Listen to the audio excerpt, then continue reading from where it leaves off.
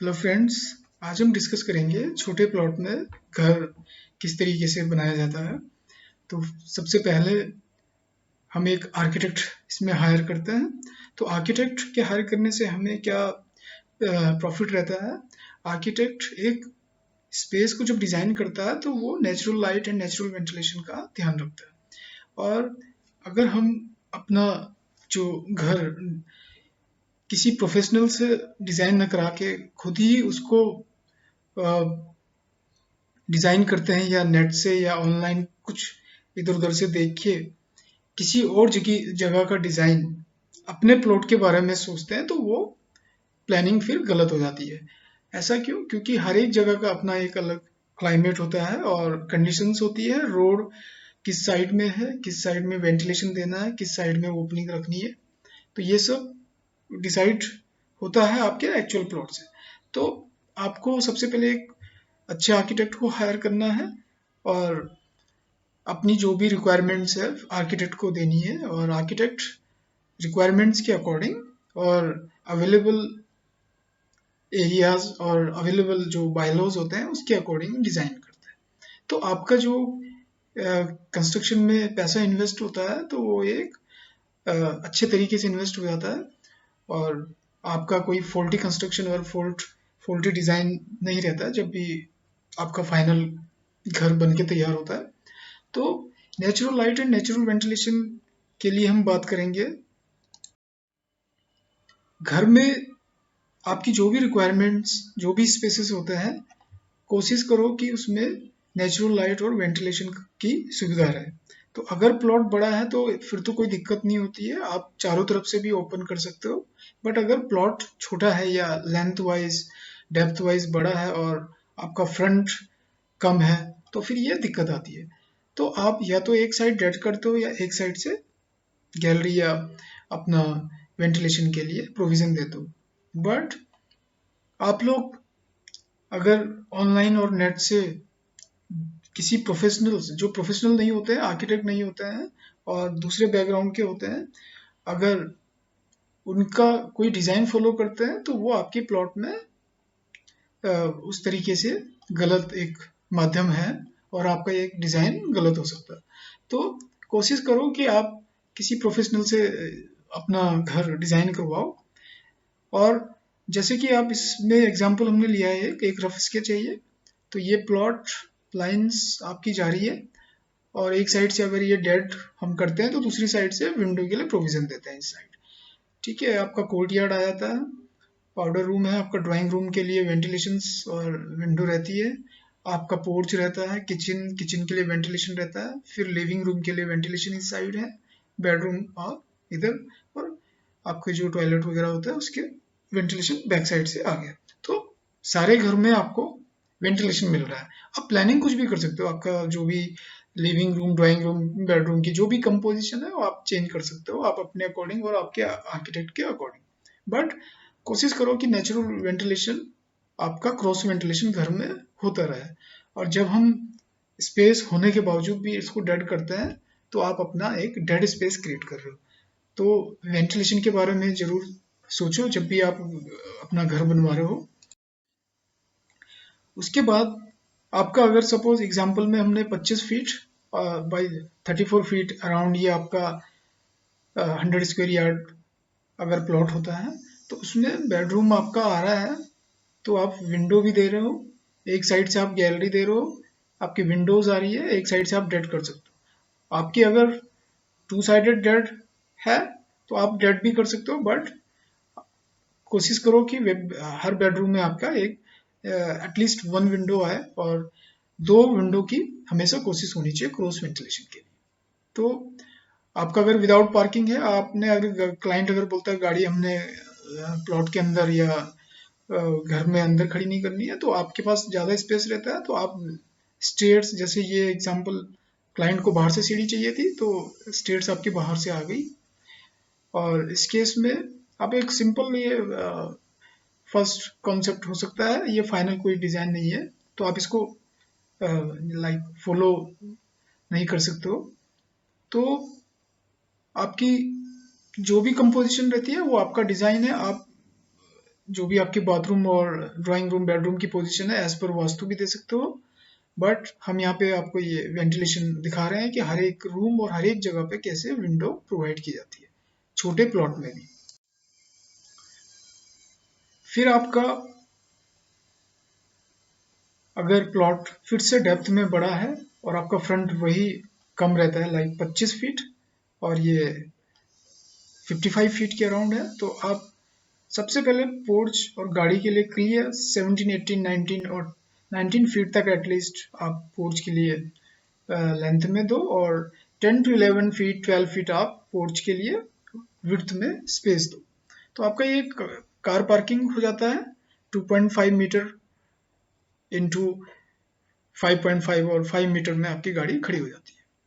फिर आपका बरामदा होता है और drawing room, then living room, और हर एक जगह पे आप देख सकते हो यहाँ पे वेंटिलेशन है।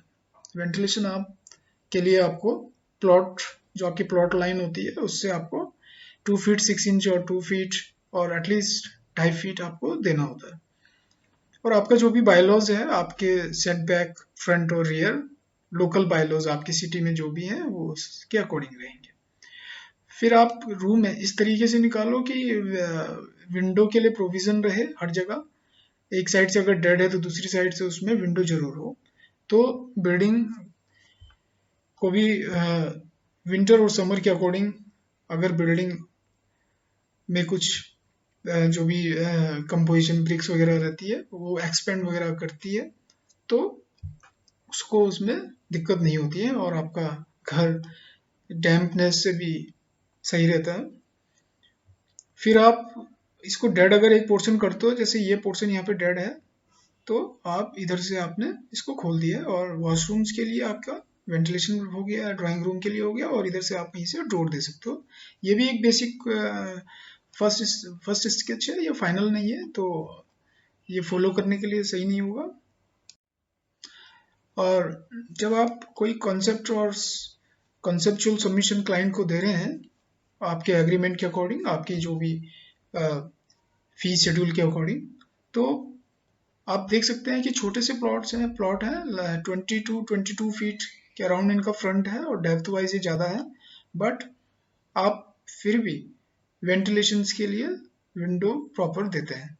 विंडो आपकी हर जगह अगर आप देख पा रहे हो तो विंडो के लिए प्रोविज़न है। तो ये एरी घर है और आपका इसमें एनर्जी का फ्लो रहता है, क्रॉस वेंटिलेशन रहता है, वास्तु ठीक रहता है, आपकी दीवार दीवार वगैरह खराब नहीं होती है डैम्पनेस से, क्योंकि आपको हवा मिलती रहती है घर पे। और आपका वरांडा होता है, पार्किंग के लिए भी जगह होती है, स्टेयर्स आप अपने अकॉर्डिंग और अपने एज पर योर चॉइस आप दे सकते हो। और एक एग्जांपल हमने लिया है लाइक 25 फीट 36 फीट का प्लॉट होता है और ये अराउंड 100 स्क्वायर यार्ड होता है, 100 गज। तो 100 स्क्वायर यार्ड में प्रॉब्लम आती है लाइक अगर टू साइडेड रोड है तो you have to give open space to both side. दोनों साइड में आपको ओपन स्पेस अगर देना है एज पर बाय लॉज, तो आप एक साइड से छोटी सी एक गैलरी दे सकते हो अगर आपकी रोड विड्थ वाइज ज़्यादा है और आपका रोड वाइंडिंग ज़्यादा नहीं छूटता है। फ्रंट रोड अगर आपकी ठीक है as per your local bye laws, अगर आपको रोड वाइंडिंग के लिए नहीं छोड़ना है और road is sufficient in width, तो आप इसको थोड़ा आगे ले सकते हो घर को। बट सबसे पहले आप ऐसे छोटे प्लॉट में अपनी पार्किंग के लिए जगह बना दो। पार्किंग अगर आपकी एक गाड़ी या छोटी गाड़ी के लिए आप एक पर्याप्त जगह अगर दे देते हो, तो उसके बाद आपकी प्लानिंग के लिए शुरू होती है कि आपकी कहाँ से आपकी मेन डोर शुरू होगा और आपका ड्राइंग रूम, लिविंग रूम, और फिर आपका ये ओवरऑल शेप आ जाती है। बट इसमें देखो विंडो के लिए प्रोविजंस है, कहाँ कहाँ विंडो आ सकती है। सपोज इस साइड हमने डेड किया हुआ है, इस वाले स्केच में इधर से विंडो है, तो हर एक रूम में विंडो है। और आप अगर इंटरनेट और ऑनलाइन में वीडियोस देखते होंगे तो इसको लोग डेड कर लेते हैं, जो कि एकदम गलत है। पूरा घर डेड कर लेते हैं तो आपको वेंटिलेशन नहीं मिलेगा, आपको मैकेनिकल वेंटिलेशन पे रहना होगा, और मैकेनिकल वेंटिलेशन एक छोटे घर के लिए ठीक नहीं है। और अगर आपका प्लॉट दोनों साइड से आप डेड कर सकते हो और या आस पड़ोस में आपका डेड लोगों ने किया हुआ है। तो if you take your dirt wall on both sides, then you have to give your window from rear and front side। तो विंडो आपका रूम में आ जाएगा और इधर से एक रूम में आ जाएगा। आपका वॉशरूम्स और किचन की पोजीशन विद वेंटिलेशन आपको देनी होगी। आपका पोर्च पोर्च के ऊपर आपकी जो छत होगी वो आपका वरांडा और टेरेस बन जाएगा। और इतना आपको थोड़ा ओपन रखना है। कोशिश करो कि आपका बरामदा पूरा कवर ना हो। आपका नेचुरल वेंटिलेशन के लिए थोड़ा सा आपकी छत पीछे हो। और एज पर योर रोड और एज पर लोकल कंडीशंस आप अपने घर को एयरी बना सकते हो। और 100 स्क्वायर यार्ड और 100 गज में भी आप एक अच्छा घर बना सकते हो।